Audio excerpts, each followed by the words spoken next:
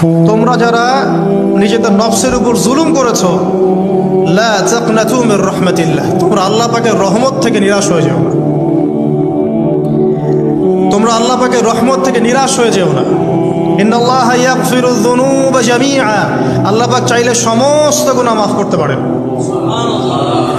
ইন্নাহু হুয়াল গফুরুর রহিম, তিনি হচ্ছেন পরম করুণাময়, অসীম দয়ালু। আমি আলোচনার সামনে নিয়ে যাওয়ার আগে আরেকটা বিষয় বলে রাখতে চাই। এই আলোচনাকে একপাক্ষিকভাবে একপেশেভাবে বুঝে নেওয়ার কোনো সুযোগ নাই। আল্লাহ পাক যেমন পরম করুণাময় অসীম দয়ালু, ঠিক একইভাবে আল্লাহ রাব্বুল আলামিন শাদীদুল ইকাব, কঠিন শাস্তিদাতাও বটে। এই দুটো বিষয় মাথায় রেখেই আল্লাহর রহমতের আশাও করতে হবে এবং আল্লাহ পাকের গজবের ভয়ও করতে হবে। এর মাঝখানেই হচ্ছে ঈমান। এই জায়গা থেকে আলোচনা বুঝতে হবে। আল্লাহ পাক তৌফিক এনায়েত করুন, আমিন। আমাদেরকে আল্লাহ রাব্বুল আলামিন তার রহমত থেকে নিরাশ হতে বারণ করছেন। যে যত পাপ করেছে জীবনে, যদি একটা বার কেউ যদি আল্লাহ পাককে মন থেকে ডাকে, চোখ দিয়ে ঝরঝর করে পানি পড়ে, আল্লাহ পাককে বলে, সেজদায় গিয়ে পড়ে আল্লাহকে বলে রব্বিক ফিরলি, আল্লাহ আমাকে মাফ করে দাও, তার মনের মধ্যে যদি সততা থাকে, মন থেকে যদি সেই কথাটা বলে থাকে, আল্লাহ পাক শুধু তাকে ক্ষমাই করবেন না, তার সমস্ত গুনাহগুলোকে আল্লাহ নেকি দিয়ে পরিবর্তন করে দিবেন। একটা হাদিস পড়ছিলাম, নবী করিম সাল্লাল্লাহু আলাইহি ওয়াসাল্লাম তিনি বলছেন যে লাম্মা কাদাল্লাহুল খালক, যখন আল্লাহ রাব্বুল আলামিন এই মহাবিশ্ব সৃষ্টি করেন, তখন আল্লাহ রাব্বুল আলামিন কাতাবা কিতাবান, একটা কিতাব লিখেছেন। একটা কিতাব আছে আল্লাহর কাছে, কাতাবা কিতাবান ফাহুয়া ইনদাহু ফাওকাল আরশ, যেই কিতাবটা আল্লাহর নিজের কাছে আছে আরশের উপরে, সেখানে আল্লাহ পাক লিখে রেখেছেন। কি লিখেছেন? ইন্না রাহমাতি সাবাকাত গদাবি, প্রতিটা ক্ষেত্রেই আমার রহমত, আমার দয়া, আমার করুণা আমার গজবকে পরাজিত করেছে। মানে আল্লাহ রাব্বুল আলামিনের গজব, এর উপরে আল্লাহ পাকের রহমত অবস্থান করছে। জীবনের কোনো ক্ষেত্রে হতাশ হওয়ার কোনো সুযোগ নাই।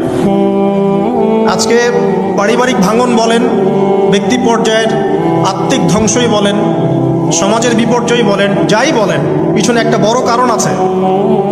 সেটা হলো আল্লাহ থেকে দূরে থাকা মানুষ, আল্লাহ থেকে হতাশ হয়ে যাওয়া। আর এই কাজটা শয়তান করিয়েছে মানুষকে আল্লাহ থেকে দূরে সরানোর জন্য। কিন্তু আল্লাহ রাব্বুল আলামিনের কাছে কেউ যদি যেতে চায়, মন থেকে যদি আল্লাহকে একটা বারও ডাকে, আল্লাহ পাক এক ডাকের মাধ্যমেও তার গুনাহ মাফ করতে পারে। দুজন ব্যক্তির ঘটনা পড়লাম। একজন ব্যক্তি প্রচন্ড রকম আবেদ, প্রচুর ইবাদত করে। আপনারা জানেন ইবলিসও কিন্তু আবেদ ছিল, ইবলিস কিন্তু প্রচুর ইবাদত করেছে। এখন ওই ব্যক্তির একজন বন্ধু ছিল, এটা বানু ইসরাঈলের ঘটনা। তো সেই বন্ধু পাপী ছিল, বিভিন্ন কবিরা গুনাহ করত। আর এই আবেদ ব্যক্তি বারবার তাকে নসিহত করত, গুনাহ ছেড়ে দাও, তুমি পাপ করছো, গুনাহ ছেড়ে দাও। তখন সেই ব্যক্তি যে পাপ করছে সে বলতো যে আল্লাহ কি তোমাকে আমার রক্ষক বানিয়েছেন? আল্লাহ কি তোমাকে আমার উপর দারোগা বানিয়েছেন? আমাকে আল্লাহর হাতে ছেড়ে দাও, আমাকে নসিহত করতে শোনা। একদিন এই আবেদ ব্যক্তি তার বন্ধুকে একটা জঘন্য পাপ করতে দেখল। এমন একটা পাপ যেটা দেখে তার মনে ধারণা আসলো এটা চরম জঘন্য একটা কাজ। তখন সে মুখ ফসকে বলে ফেলল যে আল্লাহ তোকে আর মাফ করবে না, আল্লাহ তোকে জান্নাত দিবে না। আল্লাহ রাব্বুল আলামিন মালাকুল মউতকে এই দুজনের কাছে পাঠালেন, দুজনের রূহকে কবজ করা হলো। এবার আল্লাহ পাক তার সামনে তাদেরকে উপস্থাপন করে বললেন যে তোমাকে আমার রহমত সম্পর্কে কে গ্যারান্টি দিয়েছে যে আমি কাউকে রহমত করব কি করব না?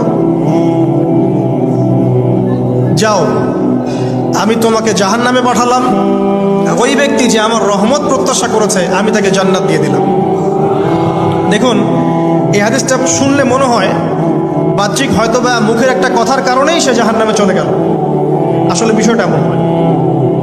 বিষয়টা আমি আপনাকে বোঝাচ্ছি। বিষয়টা হচ্ছে ইবলিসের মতো। ইবলিস কিন্তু শুধু মন থেকেই বলেনি যে খলাকতানি মিন নার ওয়া খলাকতাহু মিন তিন, আমি কেন তাকে সিজদা করব আদমকে? আদম তো মাটির তৈরি আর আমি তো আগুনের তৈরি।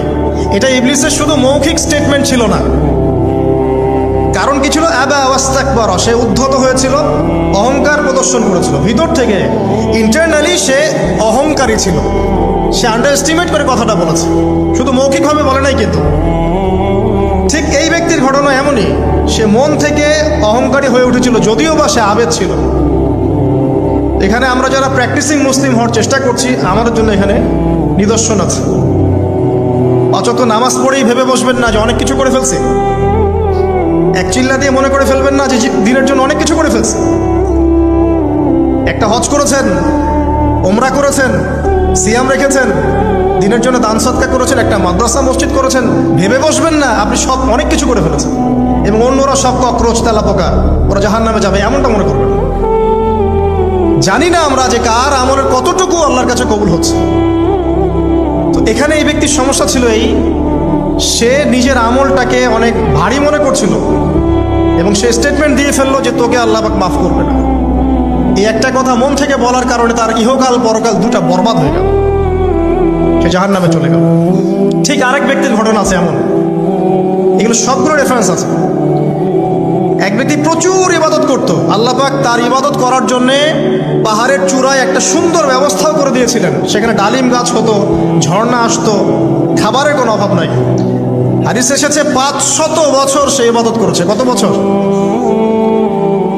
কিয়ামতের মাঠে এই ব্যক্তির অবস্থা এমন হবে, তাকে জান্নাতে প্রবেশ করানোর জন্য নিয়ে যেতে বলা হবে, যাও আমার রহমতে জান্নাতে চলে যাও। আল্লাহ পাক তাকে এই কথাটা বলবেন, কিন্তু এই ব্যক্তি বলবে আমার আমলের কারণে,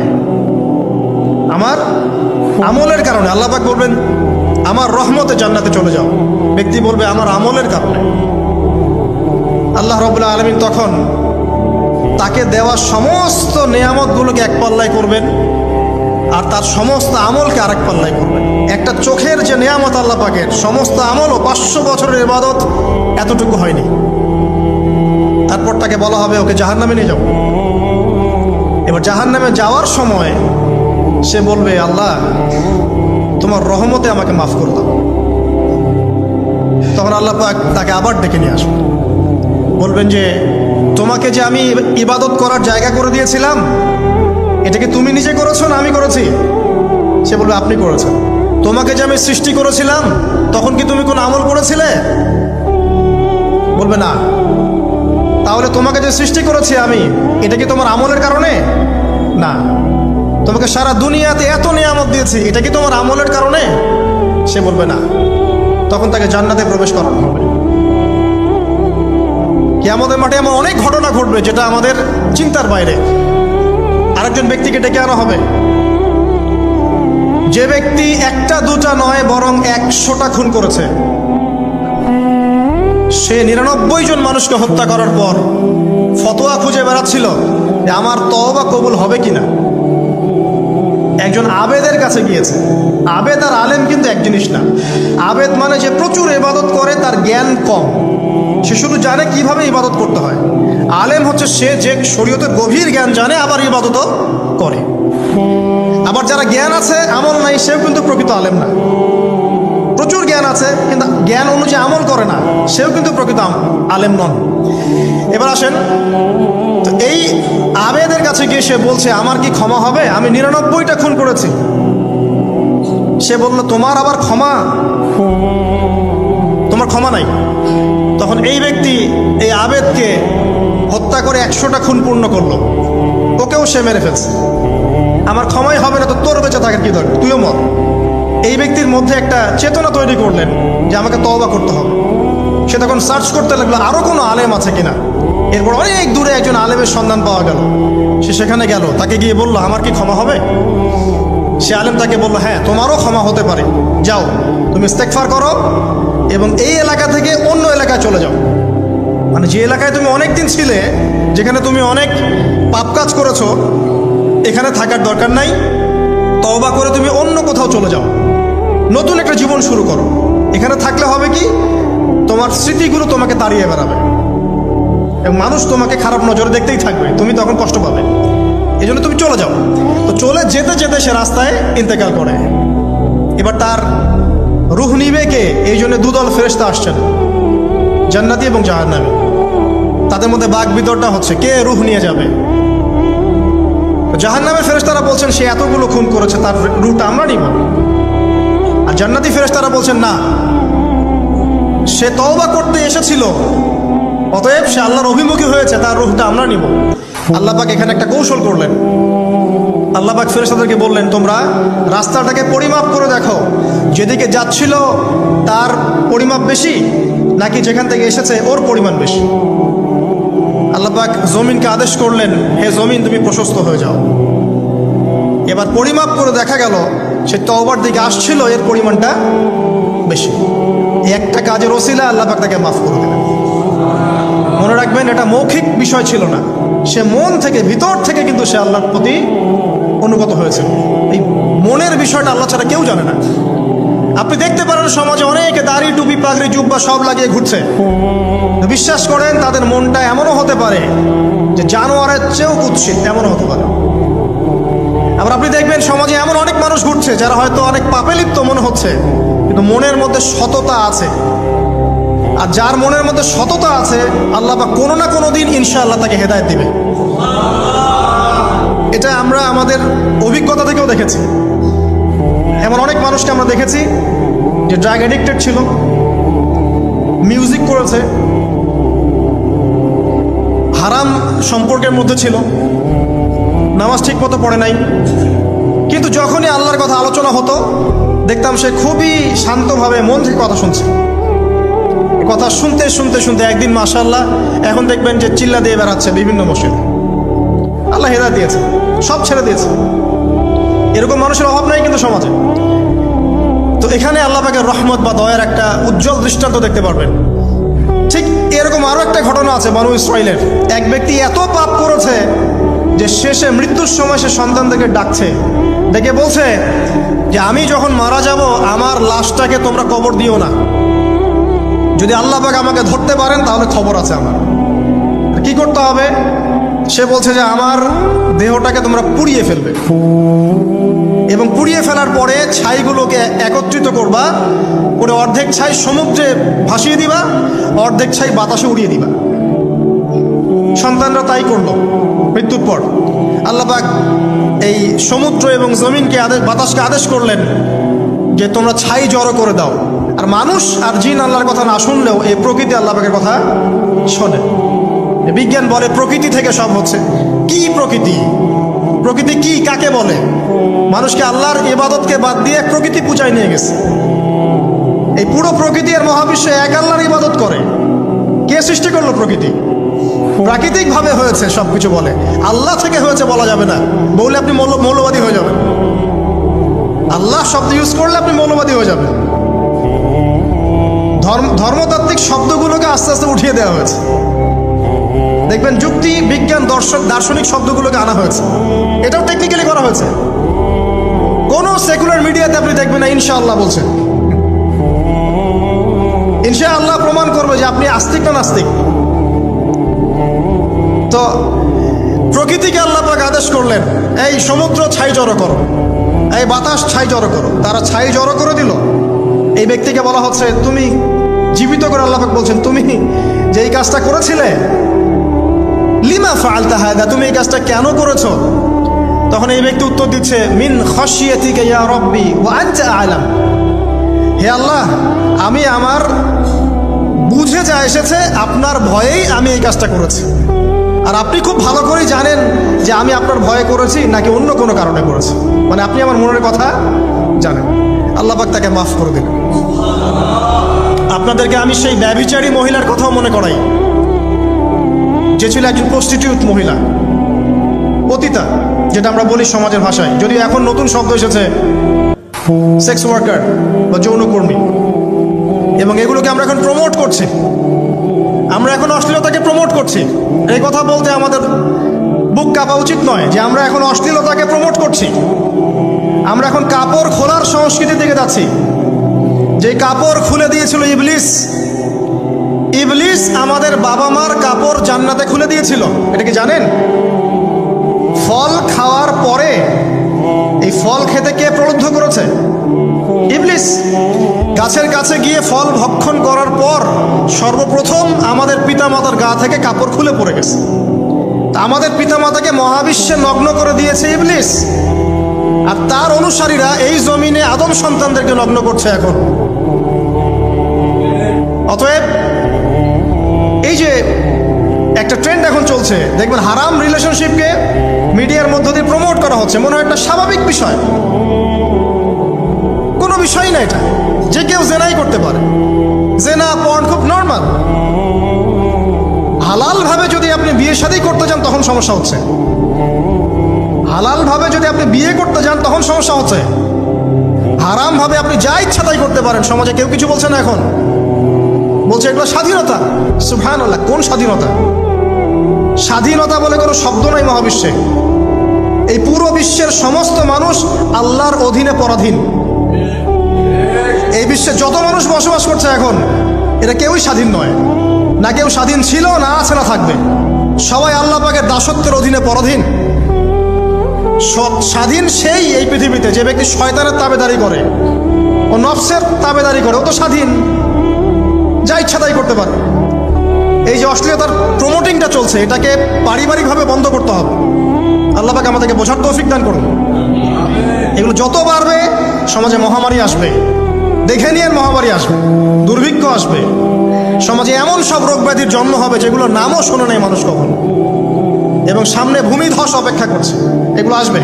যাই হোক, ওই মহিলা, যে ব্যক্তি একজন যৌনকর্মী ছিল, বা যেটা আমরা বলি ব্যভিচারিণী মহিলা ছিল, একটা কুকুরকে দেখেছে সে পানি পান করার জন্য তৃষ্ণার্ত, সে এটাতে মায়া করে দয়া করে তার মোজাটাকে নামিয়ে এই কূপ থেকে পানি উঠিয়ে কুকুরকে পান করিয়েছে। এই একটা কাজের বদৌলতে আল্লাহ রাব্বুল আলামিন এই ব্যভিচারী মহিলাকে মাফ করে জান্নাত দিয়ে দিয়েছে। হাদিস এটাও এসেছে, নবী সাল্লাল্লাহু আলাইহি ওয়াসাল্লাম বলেছেন, ইরহামু মান ফিল আরদ, তোমরা সবাই জমিনবাসীর প্রতি রহম করো। জমিনে মুসলিমই থাকতে হবে, তাদের প্রতি রহম করতে হবে এমন নয়, জমিনবাসী যারাই আছে সবার প্রতি রহম করো, জাতি ধর্ম বর্ণ নির্বিশেষে, এমনকি পশু পাখির প্রতিও দয়া করো। ইরহামু মান ফিল আরদ, জমিনে যারা আছে সবার প্রতি রহম করো। ইয়ারহামুকুম মান ফিস সামা, যিনি আসমানে আছেন তিনি তোমাদের প্রতি রহম করবেন ইনশাআল্লাহ। ইসলাম এই কথাগুলো বলেছে 1400 বছর আগে। আজকের এই বিশ্বের সোকল্ড এই মডার্ন বিশ্বে, যেখানে মানুষের রক্তের কোনো দাম নাই, সেখানে ইসলাম পশু পাখির অধিকার নিয়ে কথা বলেছে 1400 বছর আগে। কাদেরকে কি শিখাতে আসেন? কোরআন এবং সুন্নাহর বাইরে অভ্রান্ত সত্যের কোনো উৎস আছে? এখানে যা আছে তাই চূড়ান্ত। মানতে চাইলে মানেন, না মানতে চাইলে জাহান্নামে যান, কেউ তো বাধ্য করছে না। লাকুম দীনুকুম ওয়ালিয়া দিন। আল্লাহ পাকের রহমত দেখেন, আরেকটা ঘটনা আছে এমন, একটা বিড়ালকে বেঁধে রেখেছিল এক মহিলা, খাবার দেয় নাই, কষ্ট দিয়েছে। একটা বিড়ালকে খাবার না দিয়ে কষ্ট দেওয়ার কারণে এই মহিলাকে আল্লাহ পাক জাহান্নামে পাঠিয়েছে।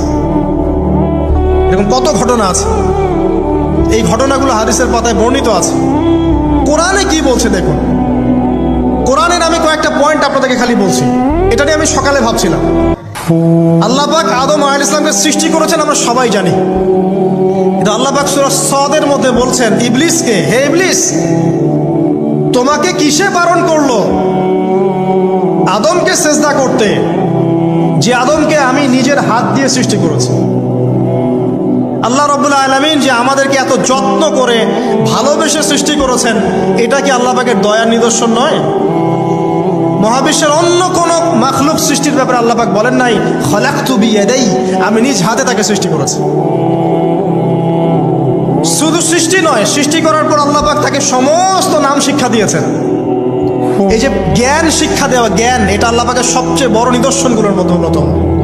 এবং আল্লাহ পাকের সবচেয়ে বড় দয়া, আমার মত এটা, মানব জাতির উপরে আল্লাহ পাকের সবচেয়ে বড় দয়াটা হচ্ছে কি জানেন? আল্লাহ পাক আমাদেরকে জ্ঞান শিক্ষা দিয়েছেন, ওহী নাজিল করেছেন। এটা সব কিছুর ঊর্ধ্বে। কারণ আপনি তওবা করবেন, জ্ঞান লাগবে। নামাজ পড়বেন, জ্ঞান লাগবে। রোজা রাখবেন, জ্ঞান লাগবে। যাকাত দিবেন, ইলম লাগবে। আপনি দিনের যে কোনো আমল করেন, ইলম লাগবে। জান্নাত জাহান্নামের পথ খুঁজে পেতে হলে ইলম লাগবে। দেশ চালাবেন, ইলম লাগবে। অর্থনীতি চালাবেন, ইলম লাগবে। ইলম ছাড়া কিছু নাই, ইলমের উপরে কিচ্ছু নাই। এই ইলমটা আল্লাহ পাক কাকে শিক্ষা দিয়েছেন? আদম আলাইহিস সালামকে। আমরা তো শিখেছি সমাজবিজ্ঞান বইগুলোতে যে আমাদের পূর্বপুরুষরা নাকি গুহায় থাকতো, আর গাছের ছাল পাতা খেয়ে থাকতো, তাই না? লতা পাতা খেয়ে থাকতো, গাছের ছাল পাতা খেয়ে থাকতো, পোশাক পরতো আর কি। বোগাস, ডাহা, মিথ্যা কথা। আল্লাহ রাব্বুল আলামিন সূরা বাকারা এবং সূরা আরাফ পড়ে দেখেন, আল্লাহ পাক বলছেন যে আদম আলাইহিস সালামকে আল্লাহ পাক সমস্ত নাম জ্ঞান শিক্ষা দিয়েছেন। মহাবিশ্বের যে প্রয়োজনীয় জ্ঞানগুলো আছে সেগুলো আল্লাহ পাক আদমকে শিখিয়েছেন আলাইহিস সালাম।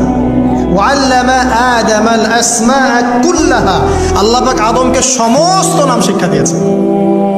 আমাদের পিতা মাতারা মূর্খ ছিলেন না, তারা সৃষ্টি থেকেই জ্ঞানী ছিলেন। আদম আলাইহিস সালামের পারমাণবিক বোম বানানোর কোনো প্রয়োজন ছিল না, ছিল? বানান নাই। আপনার মধ্যে এই জ্ঞানটা আসছে কিভাবে? বাই ডিএনএ আপনি জ্ঞান পাচ্ছেন, কারণ আমরা আদম সন্তান।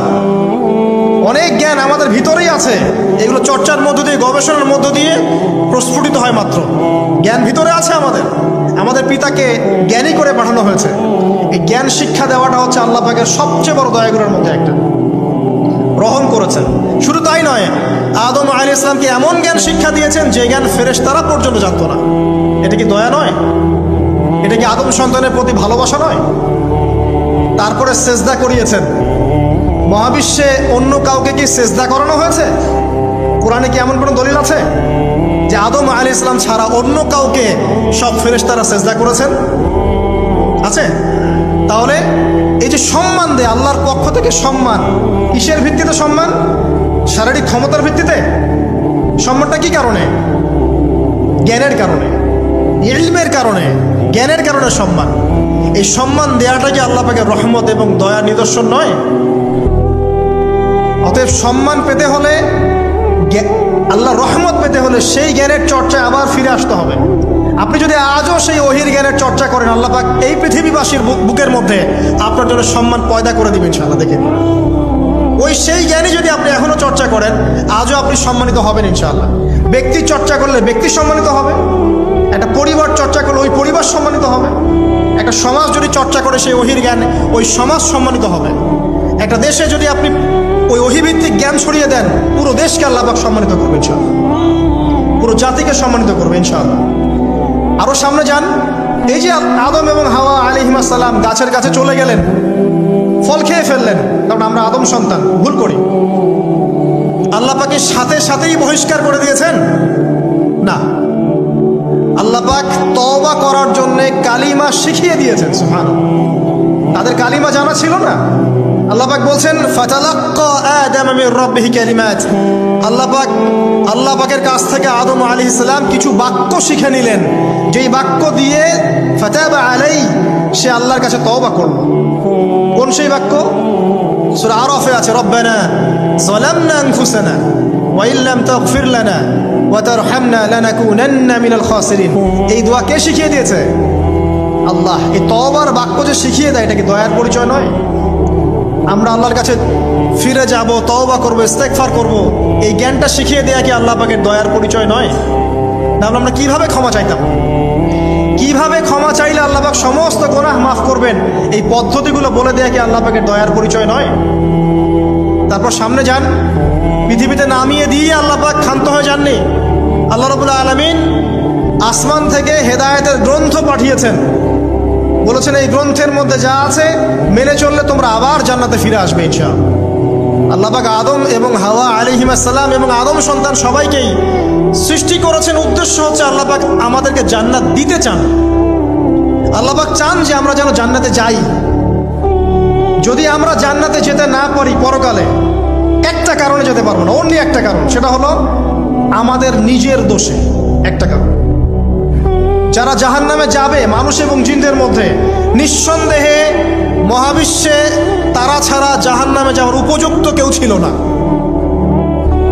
ও জাহান্নামে যাওয়ার উপযুক্ত ছিল বলেই আল্লাহ পাক তাকে জাহান্নামে পাঠাবেন। আর যারাই জান্নাতে যাবে প্রত্যেকেই শুধু আমলের বদৌলতে যাবে না, বরং আল্লাহ পাকের রহমতেই যাবে। আল্লাহ পাকের রহমত যাদের উপরে বর্ষিত হবে তারাই জান্নাতে যাবে ইনশাআল্লাহ। কে আমল দিয়ে যেতে পারবে না। যত আমলই করি বলা যাবে না এই আমলের বদৌলতে জান্নাতে যেতে পারবো। আল্লাহ পাক দয়া না করলে হবে না। আল্লাহ পাক চান যে আদম সন্তান যেন জান্নাতেই যায়। এই কারণেই সৃষ্টি করা, এই কারণেই আপনার ওহী ভিত্তিক গ্রন্থগুলো পাঠানো, এই কারণে নবী রাসূল পাঠানো। আলেম ওলামা সৃষ্টি করা, মানুষকে সতর্ক করা, হায়াত দেয়া, বারংবার জীবনে চলতে ফিরতে আপনাকে অ্যালার্ম করা হয়, আল্লাহর পথে ফিরে আসেন, আল্লাহর পথে ফিরে আসেন। অ্যালার্ম করা হয় না? বিপদ দিয়ে আপনাকে অ্যালার্ম করা হয় আল্লাহর পক্ষ থেকে। আপনি চলতে পথে হোঁচট খান, আল্লাহ আপনাকে অ্যালার্ম দেন, ফিরে আসো। চলছেন বিপথে, আল্লাহ পাকে অ্যালার্ম দেন, ফিরে আসো। আল্লাহ পাকের পক্ষ থেকে কিন্তু এগুলো আসে। অদ্ভুত একটা হাদিস বললাম, অদ্ভুত বলতে বলছি অ্যামেজিং হাদিস, যে একজন সাহাবী বলছেন, সালমান রাদিয়াল্লাহু আনহু, তিনি বলছেন যে যখন মুমিনের উপর বিপদ আপদ বালা মুসিবত আসে, তখন মুমিনের এই বিপদ আপদ বালা মুসিবত রোগ শোকের বদৌলতে আল্লাহ পাক তার গুনাহগুলোকে মাফ করে দেন এবং তার মর্যাদাকে বাড়িয়ে দেন, এবং সে আল্লাহর দিকে ফিরে আসার অনুশোচনা করার সুযোগ পায়। আর যখন কাফের মুশরিক বা ফাসিক মানুষকে এইসব রোগ ব্যাধি বিপদ আপদ বালা মুসিবত ঘিরে ধরে, তার দৃষ্টান্ত সেই উটের ন্যায় যে উটটাকে তার মালিক বেঁধে রেখেছে, এরপর ছেড়ে দিয়েছে। সে উটটা বুঝতেও পারলো না কেন তার মালিক তাকে বেঁধে রাখলো আর কেনই বা তাকে ছেড়ে দিল। কথাটা কি বুঝতে পারছেন? যারা আল্লাহ দ্রোহী, তাদের উপর যখন বিপদ আপদ বালা মুসিবত আসতে থাকে, তারা বুঝে না যে কি জন্য আসলো আর কেন চলে গেল। কিন্তু মুমিন ব্যক্তি যারা মুসলিম, আল্লাহর অনুগত, তাদের বিষয়টা হচ্ছে এমন, বিপদ আপদ বালা মুসিবত রোগ ব্যাধি তাদেরকে আল্লাহর দিকে ফিরিয়ে নিয়ে আসবে। দেখুন, এই যে পৃথিবীতে নামিয়ে দেয়া, এরপর আল্লাহর পক্ষ থেকে ঐশী গ্রন্থগুলো পাঠানো, নবী রসুল পাঠানো, আলেম ওলামা পাঠানো, আপনাকে হায়াত দেয়া, আপনাকে রিজিক দেয়া, এই শ্বাস নেওয়ার ক্ষমতা দেয়া, আপনাকে জ্ঞান বুদ্ধি দেয়া, বিবেক দেয়া, যে আমি তার পাশে লাউ গাছ উৎপন্ন করলাম। কোন গাছ? খেতে পারেন, এর শাক এবং এই যে ফল, এটার মধ্যে নিঃসন্দেহে এমন এমন কিছু উপাদান আছে যেটা হয়তো আমরা জানিও না, আবিষ্কার করা হয়নি। তিনি সুস্থ হয়ে গেলেন, আলহামদুলিল্লাহ। কোথায় যাবেন? যে কোনো জায়গায় যান। নবী ঈসা আলাইহিস সালামকে চতুর্দিক থেকে আক্রমণ করছে ইহুদিরা। আল্লাহ রাব্বুল আলামিন তাকে এমন হেফাজত করলেন, তার কাছে তাকে উঠিয়ে নিলেন। এটা কি দয়ার পরিচয় নয়? এই যে একটু আগে তেলাওয়াত করলো শুরুর আগে, নবী মুসা আলাইহিস সালামের ঘটনা। বনু ইসরাইল একটার পর একটা অবাধ্যতা করেই গেছে, আল্লাহ পাক তারপরেও তাদের কাছে নবী পাঠিয়েছেন, নবী মুসাকে পাঠিয়েছেন। ফেরাউনের মতো জালেম শাসকের হাত থেকে বনু ইসরাইলকে আল্লাহ পাক উদ্ধার করেছেন। এটা কি দয়ার পরিচয় নয়? নবী মুসা আলাইহিস সালাম গাছের নিচে বসে আছেন, খাবার নাই, বাসস্থান নাই, কিচ্ছু নাই, বরং তার গায়ে একটা অপবাদ দেওয়া হয়েছে যে তিনি নাকি একজন মানুষকে খুন করেছেন, অথচ তার ইন্টেনশন সেটা ছিল না। তিনি একটা ঘুষি দিয়েছেন লড়াই থামানোর জন্য, ওই এক ঘুষিতেই সেই ব্যক্তি ডেড। এবার তিনি গাছের নিচে বসে দোয়া করছেন, রব্বি ইন্নী লিমা আনজালতা ইলাইয়া মিন খায়রিন ফাকির। আল্লাহ, আমি নিঃস্ব অসহায় হয়ে এখানে বসে আছি, তুমি আমার উপর তোমার যে রহমত পাঠাবে আমি তার ভিখারি হয়ে বসে আছি। দোয়া করার সাথে সাথেই ওই শুআয়ব আলাইহিস সালামের মেয়ে হেঁটে হেঁটে চলে আসলো। তিনি স্ত্রী পেলেন, তিনি শ্বশুর পেলেন, একজন নবী পরিবার পেলেন, বাসস্থান পেলেন, চাকরি পর্যন্ত পেলেন। 8 বছর তিনি রাখালি করেছেন শুআয়ব আলাইহিস সালামের ফার্মের মধ্যে। দয়া মুহূর্তেই চলে আসবে, শুধু আল্লাহর দিকে অভিমুখী হলেই হয়, এগুলো দয়া। আইয়ুব আলাইহিস সালামের কথা মনে আছে না? দীর্ঘদিন রোগে ভুগছেন, দীর্ঘদিন রোগে ভুগছেন, চিকিৎসা হচ্ছে না, ভালো হচ্ছে না, শেফা হচ্ছে না। এখানে যারা আধ্যাত্মিকত্ব নিয়ে পড়াশোনা করেন, লেখালেখি করেন, তারা বলেছেন তাদের কিছু কিতাবের মধ্যে, রোগটা যখন এমন একটা পর্যায়ে চলে আসলো যে তিনি জিহ্বাটা নড়াতে পারছেন না, কারণ তিনি আল্লাহ পাকের জিকির করতে প্রচণ্ড ভালোবাসতেন। এক পর্যায়ে রোগটা এমন একটা জায়গায় চলে আসলো যে জিহ্বাটা তিনি নড়াতে কষ্ট হচ্ছে। তখন গিয়ে তিনি বলছেন, রব্বি আন্নী মাসসানি আদ-দুররু ওয়া আনতা আরহামুর রাহিমিন। হে আল্লাহ, আমাকে কষ্ট স্পর্শ করেছে, আর তুমি তো ক্ষমাকারী, রহমকারীদের মধ্যে সর্বশ্রেষ্ঠ রহমকারী। আমি জিকির করতে পর্যন্ত পারছি না, আল্লাহ আমার রোগটা শেফা দিয়ে দাও। বলার সাথে সাথে আল্লাহ রাব্বুল আলামিন প্রস্রবণ ঝর্ণা তৈরি করলেন, এখানে গোসল করো, শেফা হয়ে গেল। এগুলো কি রহমতের পরিচয় নয়? এখানে এক্সট্রা স্কলার এমনও বলেছেন, আজকে আমরা যারা বাহ্যিক সৌন্দর্য নিয়ে বেশি গর্ব করি আর কি, আত্মিক সৌন্দর্যের চাইতে বাহ্যিক সৌন্দর্য নিয়ে যারা বেশি গর্ব করি, যদি আল্লাহ পাক আমাদের পোশাকটাকে পরিবর্তন করে দেন, আত্মাটাকে দেহের পোশাক দেন আর দেহটাকে আত্মার পোশাক বানায় দেন, তাহলে দুর্গন্ধে কি আমাদের সামনে আসতে যাবে না। কথা আপনারা বুঝতে পারছেন না? আইয়ুব আলাইহিস সালামের আত্মাটা ছিল পবিত্র, পরিশুদ্ধ, তার দেহের মধ্যে রোগ হয়েছিল। আর এই পুরো বিশ্বের ম্যাক্সিমাম লোকের মানুষের রোগ এখন আত্মায়, দেহে নয়। আবার বলছি, হয়তো বুঝতে পারছেন না। আইয়ুব আলাইহিস সালামের রোগটা হয়েছিল দেহে, দেহে বাইরে। তার আত্মা ছিল পবিত্র, পরিশুদ্ধ আত্মা। দেহের রোগের একটা পর্যায়ে যখন জিহ্বাটায় ইফেক্ট হলো, তখন জিকির করতে তার কষ্ট হচ্ছে, তখন তিনি দোয়া করছেন, আল্লাহ আমার এই রোগটাকে শেফা দিয়ে দাও। আর এখনকার পুরো জেনারেশন, এই সভ্যতার রোগ হচ্ছে ভিতরে, ভিতরে আত্মায়। দেহের রোগের চাইতে তার আত্মার রোগটা বেশি। এখন এই আত্মাটাকে যদি দেহ বানিয়ে দেওয়া হয় আর দেহটাকে আত্মার পোশাক পরিয়ে দেওয়া হয়, দুর্গন্ধে কেউ সামনে আসতে চাবে না। তাই আইয়ুব আলাইহিস সালামের সেই দোয়া এখন আমাদের বেশি করা উচিত। রব্বি আন্নী মাসানিয়া দুররু ওয়া আনতা আরহামুর রাহিমিন। আল্লাহ, আমাদের আত্মায় রোগ এসেছে, এটাকে তুমি শেফা দাও। দেহের রোগ লেস ইম্পর্টেন্ট, আত্মার রোগটা বেশি ইম্পর্টেন্ট। এরকম নিদর্শন কোরআনের পাতায় পাতায় ছড়িয়ে আছে। আসহাবুল কাহফ, পুরো সমাজ ওদেরকে মেনে নিচ্ছে না, গুহায় চলে গেলেন, ঘুম পাড়িয়ে দিলেন আল্লাহ পাক। 309 বছর। কত বছর?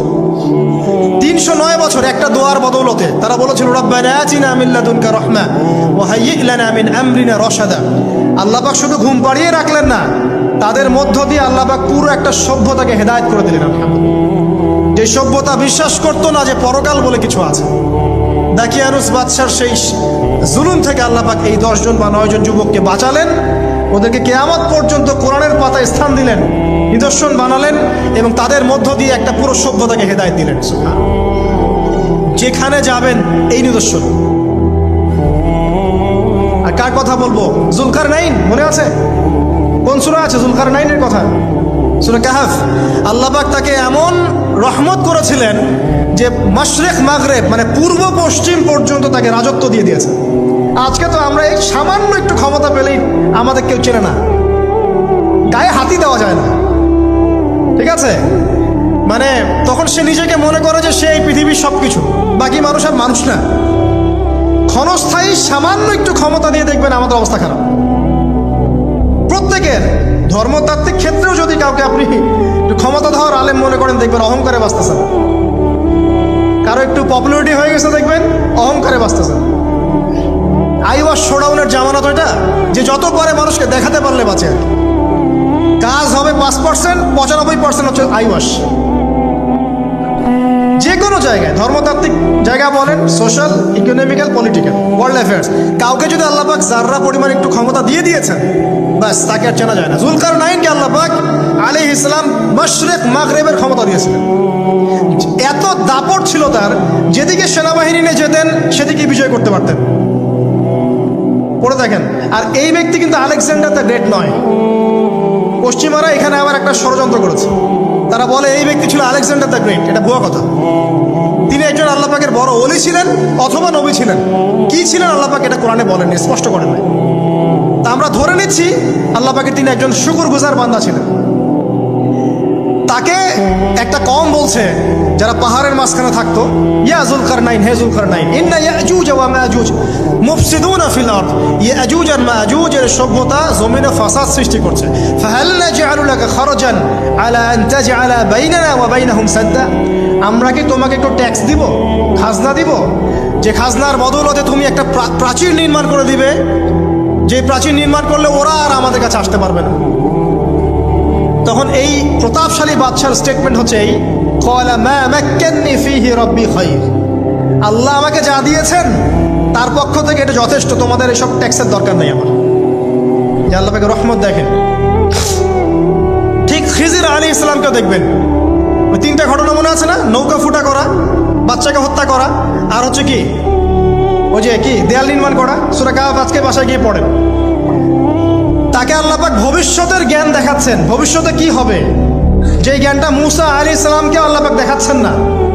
মুসা আলাইহিস সালাম বলছেন, কেন নৌকা ফুটা করলেন, কেন বাচ্চাকে হত্যা করলেন, কেন এই প্রাচীর নির্মাণ করলেন? আর খিদর আলাইহিস সালাম বলছেন, যে জ্ঞান আল্লাহ তোমাকে দেন নাই তা আল্লাহ পাক আমাকে দিয়েছেন। আমি এই কারণে নৌকা ফুটা করছি, কারণ নৌকা ফুটা না করলে ভবিষ্যতে এই নৌকাটা সিজ করা হবে, ছিনতাই করা হবে। বাচ্চাটাকে হত্যা করেছে এই কারণে, এই বাচ্চা বড় হলে বড় কাফের হতো। দেয়াল নির্মাণ করেছে এই কারণে, এই দেয়ালের নিচে এই বাচ্চাদের এতিম 2 বাচ্চার গুপ্তধন রাখা আছে, ওর বাবা মা রেখেছে। এটা তুমি জানো না, আমি জানি। এটা জানার পরে তিনি অহংকার করছেন না, তিনি বলছেন রাহমাতাম মির রব্বি, এই জিনিসটা আমার রবের রহমত, আমার প্রতি দয়া। 2 শ্রেণীর মানুষ আপনি পাবেন। এক, যারা তাদের স্ট্যাটাস, প্রতিপত্তি, জ্ঞান এসবের অহংকার প্রদর্শন করবে।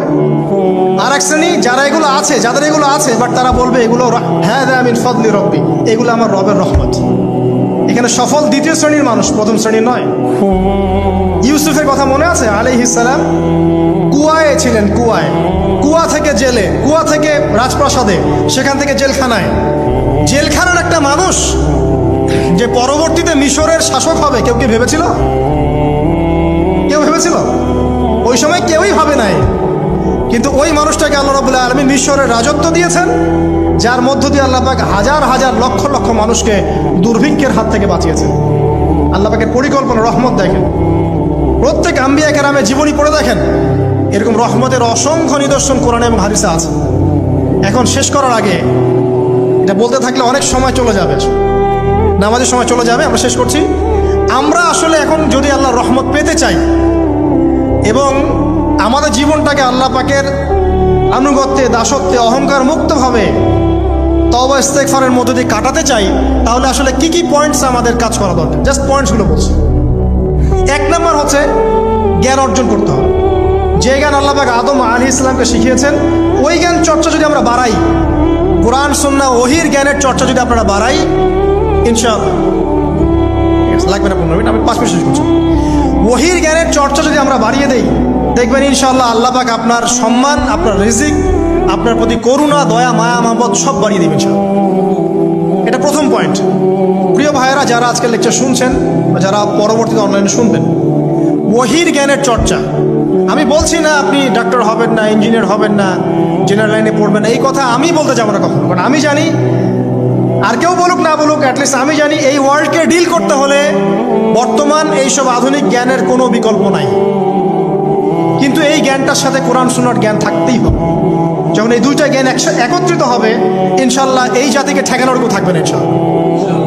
এই সহজ সরল কথাটা আমরা বোঝাতে ব্যর্থ হচ্ছি, অথবা কিছু মানুষ ইন্টেনশনালি এটাকে ঘুরিয়ে ফিরে উল্টা ব্যাখ্যা করছে। আর হ্যাঁ, এটা স্বীকার করছি, কিছু মানুষ আছে, কিছু ব্যাকডেটেড থিঙ্কিংস আছে আমাদের মধ্যে, যে আমরা আধুনিক শিক্ষাটাকে অনেক সময় গুরুত্ব দিচ্ছি না। এটা ঠিক নয়, এটা আমার মত। পরিবেশ বজায় রেখে, ইসলামী পরিবেশ বজায় রেখে আধুনিক শিক্ষায় শিক্ষিত হতে কোনো সমস্যা আছে? আর আধুনিক এই শিক্ষাগুলো অন-ইসলামিক শিক্ষা নয়। আপনি যে কোনো এডুকেশনের বেসে যান, ম্যাথামেটিক্সে যাবেন, অ্যালজেব্রায় যাবেন, আপনি কেমিস্ট্রিতে যাবেন, ফিজিক্সে যাবেন, বায়োকেমিস্ট্রি যাবেন, জ্যোতির্বিজ্ঞানে যাবেন, মেডিকেল সায়েন্স, প্রত্যেকটাতে দেখেন মুসলিমদেরকে খুঁজে পাবেন আপনি। প্রত্যেকটা গোড়াপত্তন গিয়ে আপনি দেখবেন মুসলিমদের হাতেই হয়েছে। আব্বাসীয় খেলাফত যখন ছিল, তখন এই বাগদাদ ছিল জ্ঞানের রাজধানী। ওইরকম লাইব্রেরি কি বিশ্বে আর কখনো হয়েছে? এখন আমরা মনে করছি জ্ঞানের লাইব্রেরি মনে হয়, জ্ঞানের রাজধানী মনে হয় ব্রিটেন, হার্ভার্ড, কেমব্রিজ, অক্সফোর্ড। এটা কবে এসেছে ইতিহাসে? ইতিহাস কি 100 বছরের? হাজার হাজার বছর চলে গেছে। হিস্ট্রি পড়েন। এখানে আমার কথা হচ্ছে একদম ক্লিয়ার, নিট অ্যান্ড ক্লিয়ার, যে আমাদেরকে উভয় দিকের জ্ঞানই অর্জন করতে হবে, বোধ কোরআন সুন্নাহ এবং আধুনিক জ্ঞান। এই 2টা জ্ঞান যখন আপনি একত্রিত করবেন, ইনশাআল্লাহ দেখবেন আল্লাহ চাইতো কোরআন এবং সুন্নাহকে হাতে নিয়ে এই বিশ্বের চ্যালেঞ্জগুলোকে ফেস করা যাবে ইনশাআল্লাহ। আল্লাহ পাক তৌফিক দান করুন, আমিন। প্রথম যেটা বিষয়, আল্লাহ পাকের রহমত পেতে হলে আল্লাহর ওহীভিত্তিক জ্ঞানের চর্চা বাড়াতে হবে। এই জ্ঞানের চর্চা বাড়ালে ব্যক্তি, পরিবার, সমাজ, রাষ্ট্র সবাইকে আল্লাহ পাক সম্মানিত করবে ইনশাআল্লাহ। আল্লাহ পাক রহম করবেন, ক্ষমা করবেন, ইনশাআল্লাহ দুনিয়াতেও সফল করবেন, পরকালেও জান্নাত দিবে ইনশাআল্লাহ তাআলা। আর আমরা তো দেখলাম আল্লাহ পাকে জান্নাত দেওয়ার জন্য একটা ঘটনা যথেষ্ট। একটা কুকুরকে পানি পান করিয়েছে, একবার খালি বলেছে আল্লাহ তোমার ভয়েই কাজ করেছি, বাস। আবার জাহান্নামে যাওয়ার জন্য একটা ঘটনা এনাফ, খালি বলেছে যে আল্লাহ তোকে মাফ করবে না, বাস জাহান্নাম। আল্লাহ পাক জানেন এন্ড অফ দ্য ডে কে জান্নাতে যাবে আর কে জাহান্নামে যাবে। অহংকারের কোনো সুযোগই নাই। এক মিনিট একটা কথা বলতে চাই, যে এখন অনেক মুসলিমদের মধ্যে একটা ট্রেন্ড চলে আসছে, একটু ইসলাম প্র্যাকটিস করলেই অন্যকে আন্ডার এস্টিমেট করা শুরু করে না? এখন তো অনলাইনের যুগ, আর এখন তো কাজ করতে কোনো শ্রম লাগে না, খালি ঘরে বসে শুয়ে 2টা লাইন লিখলেই কাজ শেষ। ঘরে বসে শুয়ে ফেসবুকে 2টা লাইন লিখলেই কাজ শেষ। কনস্ট্রাকটিভ কাজের তো কোনো খোঁজ খবরই নাই। এগুলো সহজ, এই কারণে দেখা যায় বর্তমান যুগে সমালোচনা, গীবত, আন্ডারএস্টিমেট করা, এগুলো সংস্কৃতি বেড়ে গেছে। এগুলোর মধ্য দিয়ে আমরা দিন পালন করার পরেও ক্ষতির মধ্যে আছি। এমন হতে পারে যে ব্যক্তি বা যে দল বা যে রাজনৈতিক দল বা যে ধর্মীয় দল যার বিরুদ্ধে আমি নিজের কলমগুলো ঘোরাচ্ছি, হতে পারে তার মধ্যে এমন মানুষ আছে যে আমার আগে জান্নাতে চলে যাবে, হতেই পারে। আর আমি যে নিজেকে এত বড় করে ফখর করছি, কে জানে এন্ড অফ দ্য ডে আমি জান্নাতে যাবো কি যাবো না, কোনো গ্যারান্টি আছে? কোনো গ্যারান্টি নাই। সো এখন আমরা যারা ইসলাম প্র্যাকটিস করছি আমাদের সতর্ক হওয়া উচিত, নিজের পরকালের ফিকিরটা করি। আল্লাহ পাক বোঝার তৌফিক দান করুন, আমিন। 2 নাম্বার যেটা বলবো, যে রাসূলুল্লাহ সাল্লাল্লাহু আলাইহি ওয়াসাল্লামের রেখে যাওয়া যে আদর্শ এবং সুন্নত, এর চর্চা যারা বাড়িয়ে দিবে আল্লাহ পাক রহম করবে ইনশাআল্লাহ। সূরা আলী ইমরানের 31 নম্বর আয়াত পড়ে দেখেন, আল্লাহ পাক নিজে বলছেন, কুল ইন কুনতুম তুহিব্বুনাল্লাহ ফাত্তাবিউনি, হে নবী বলে দিন, তোমরা যদি আল্লাহর রহমত আর ভালোবাসা পেতে চাও তাহলে আমাকে অনুসরণ করো। আমাকে, যে বা যারাই নবী সাল্লাল্লাহু আলাইহি ওয়াসাল্লামকে অনুসরণ করবে আল্লাহ তার প্রতি দয়া করবে ইনশাআল্লাহ। শুধু দয়াই না, ইয়াগফির লাকুম যুনুবাকুম, তোমাদের সমস্ত গুনাহ আমি মাফ করে দেব। আল্লাহু গফুর রহিম। সুন্নতের চর্চা বাড়িয়ে দেই। শুধু তাই নয়, কেউ যদি নবী সাল্লাল্লাহু আলাইহি ওয়াসাল্লামের উপরে বেশি বেশি দরুদ শরীফ পড়ে, আল্লাহুম্মা সাল্লি আলা মুহাম্মাদ ওয়া সাল্লিম পড়তেই থাকে, দরুদ ইব্রাহিম বা সংক্ষিপ্ত দরুদগুলো, আল্লাহ পাক একবার দরুদ পড়লে 10 বার রহম করবে ইনশাআল্লাহ। যেই নবীর আদর্শ মেনে চললে আল্লাহ পাক ভালোবাসবেন, সেই নবীর নাম উচ্চারিত হলে দরুদ পড়লেও আল্লাহ পাক রহম করবে ইনশাআল্লাহ। 4, সৃষ্টির সেবা করলে রহম পাওয়া যাবে। আল্লাহ পাক বলছেন, তোমরা সৃষ্টির সেবা করো, মানবতার সেবা করো, জমিনবাসী যারা আছে ওদের প্রতি রহম করো, আল্লাহ তোমাদের প্রতি রহম করবেন ইনশাআল্লাহ। 5, রহমত পেতে হলে আল্লাহর জিকির বাড়িয়ে দিতে হবে। আল্লাহর জিকির মানে সকাল সন্ধ্যা আল্লাহ পাকে যত জিকির আজগার আছে এগুলো ছাড়া যাবে না, চলতে ফিরতে অলওয়েজ আল্লাহকে ডাকতে হবে। সুবহানাল্লাহ, আলহামদুলিল্লাহ, ওয়ালা ইলাহা ইল্লাল্লাহ, আল্লাহু আকবার, লা হাওলা ওয়ালা কুওয়াতা ইল্লা বিল্লাহ। যে কাজ আপনি করছেন ওই কাজের মধ্যেই জিকির বাড়াতে হবে। যে যত বেশি আল্লাহ পাকে জিকির করবে তার কলব তত জিন্দা থাকবে, এবং যার কলব জিন্দা থাকবে, যার কলবের মধ্যে নূর থাকবে, আল্লাহ পাকের নূর তার কলবে আসবে ইনশাআল্লাহ তাআলা। 6, বেশি বেশি কোরআন তেলাওয়াত বাড়িয়ে দিতে হবে। কোরআন তেলাওয়াত যারা বাড়িয়ে দিবে, এই কোরআনের বদৌলতে আল্লাহ পাক তার প্রতি রহম করবে ইনশাআল্লাহ। আরও বলবো 7 নাম্বার, যে সালাত এর কোনো বিকল্প নাই। নবী সাল্লাল্লাহু আলাইহি ওয়াসাল্লাম ইন্তেকালের আগ মুহূর্তে বলে যাচ্ছেন, আসসালাত ওয়াসসালাত ওয়া মা মালাকাত আইমানুকুম, নামাজের যত্ন নিও, নামাজের যত্ন নিও, আর তোমাদের অধীনস্থ যারা আছে ওদের ব্যাপারে খেয়াল রেখো। নামাজ নাই ইসলাম নাই, নামাজ আছে তো ইসলাম আছে। তো নামাজের তাবেদারি যারা করবে, 5 ওয়াক্ত নামাজ ঠিকঠাক মতো পড়বে, ইনশাআল্লাহ অবশ্যই আল্লাহ পাক তাদের প্রতি রহম করবেন ইনশাআল্লাহ। আরও বলতে চাই তাহাজ্জুদের কথা। যারা একটু তাহাজ্জুদের নামাজে অভ্যস্ত হতে পারবেন, ওই সময়টা আল্লাহ পাকের রহমত নেমে আসে, বর্ষিত হয়। যারা তাহাজ্জুদের সালাতে অভ্যস্ত হবে আল্লাহ পাক তাদের প্রতি রহম করবে ইনশাআল্লাহ তাআলা। 9 বলতে চাই দ্বীনি মেহনত বাড়িয়ে দেওয়া। যাদের ফিকির দিনকে নিয়ে, কিভাবে আমি দিন পালন করব, কিভাবে দিনের প্রচার করব, দিনের জ্ঞান অর্জন করব, এর প্রসার ঘটাবো, দিনটাকে মানুষের কাছে পৌঁছে দেব, এই ফিকির যাদেরকে তাড়িয়ে বেড়ায়, ইনশাআল্লাহ আল্লাহ পাক ওদেরকে এই জমিনে রহম করবে ইনশাআল্লাহ। আল্লাহ পাক দাওয়াতি কাজ বাড়িয়ে দেন, দিনের ফিকির বাড়িয়ে দেন, ইনশাআল্লাহ তাআলা আল্লাহ পাকের রহমত পাওয়া যাবে ইনশাআল্লাহ। আরেকটা কথা আছে, 10-এ গিয়ে বলবো পিতামাতার খেদমতের কথা। পিতামাতার খেদমত এমন একটা জিনিস যেটা করলে পরে আল্লাহর রহমত নেমে আসে। একজন ব্যক্তি কবিরা গুনাহ করেছে, নবীর কাছে গিয়ে বলছে, আমার ক্ষমার কি কোনো রাস্তা আছে? নবী সাল্লাল্লাহু আলাইহি ওয়াসাল্লাম বলছেন, তোমার মা কি বাসায় আছে, জীবিত আছে? হ্যাঁ, জীবিত আছে। বাসায় যাও, তোমার মায়ের খেদমত করো, তোমার সমস্ত গুনাহ মাফ হয়ে যাবে ইনশাআল্লাহ। আপনার ওয়াইস কারণীর নাম শুনেছেন না? তাকে এত বড় মর্যাদা দেওয়া হবে কিয়ামতের মাঠে। এর পিছনে কারণ কি জানেন? সেই ব্যক্তি মাশাআল্লাহ তার মায়ের খেদমত করত। 3 বার বলেছেন নবী সাল্লাল্লাহু আলাইহি ওয়াসাল্লাম, আমাদের সবচেয়ে সেরা এবং ভালো ব্যবহার পাওয়ার অধিকার হচ্ছে মায়ের, তারপরে মায়ের, তারপরেও মায়ের, তারপর বাবার। পিতামাতার খেদমত করলে আল্লাহ রহমত নেমে আসে। আর একজন ব্যক্তি বলছিল, আমার বাসায় তো মাও নাই ইয়া রাসূলুল্লাহ, আমি কি করব? তখন নবীজি বলছেন, তোমার কি খালা আছে? খালা বেঁচে আছে? খালা বেঁচে আছে, খালার খেদমত কর। এখনকার এই বিশ্বে দেখেন সম্পর্কগুলো কিন্তু ভেঙে যাচ্ছে। পিতা মাতা ভাই বোন আত্মীয় স্বজন প্রতিবেশীর তো খবরই নেই, আমি তো জানি না আমার পাশের ফ্ল্যাটে কে থাকে। হ্যাঁ, অবস্থা এমন। তো সমাজের উপকার করলে, জনকল্যাণমূলক কাজ করলে, পিতামাতার খেদমত করলে, আত্মীয়তার বন্ধন অটুট রাখলে এবং অন্যের সমস্যার সমাধান করার জন্য মানব সেবামূলক কাজ করলে আল্লাহর রহমত নেমে আসে। আজকে আমি 10টা বলেছি, ছাড়া আরও অনেক কাজ আছে যেগুলো নিয়মিত করতে থাকলে আল্লাহ রাব্বুল আলামিনের রহমত নেমে আসে। মোটা দাগে জ্ঞান অর্জন, মোটা দাগে নবী সাল্লাল্লাহু আলাইহি ওয়াসাল্লামের সুন্নাহ অনুসরণ, আল্লাহর ওহীর জ্ঞানের প্রচার প্রসার ঘটানো, দিনকে নিয়ে ভাবা, দিনের ফিকির করা, কোরআন তেলাওয়াত বাড়ানো, জিকির বাড়ানো, বেশি বেশি ইস্তেগফার করা, তওবা করা, বেশি বেশি ইস্তেগফার করা, আল্লাহর কাছে দোয়া করা, নামাজ তাহাজ্জুদ বাড়িয়ে দেয়া, আত্মীয়তার সম্পর্কগুলো বজায় রাখা, ঠিক আছে, আল্লাহ পাকের জমিনে দিনের প্রচার প্রসারের চেষ্টা করা, এবং সর্বোপরি ঈমান, ইসলাম এবং তাকওয়া বজায় রেখে যারা চলবে ইনশাআল্লাহ, আল্লাহ পাক এই দুনিয়াতেও তাদের প্রতি রহম করবেন ইনশাআল্লাহ, পরকালেও তাদের প্রতি রহম করবেন ইনশাআল্লাহ আযজা ওয়া জাল। সর্বশেষ একটা হাদিস বলে শেষ করছি। রাসূলুল্লাহ সাল্লাল্লাহু আলাইহি ওয়াসাল্লাম বলেছেন,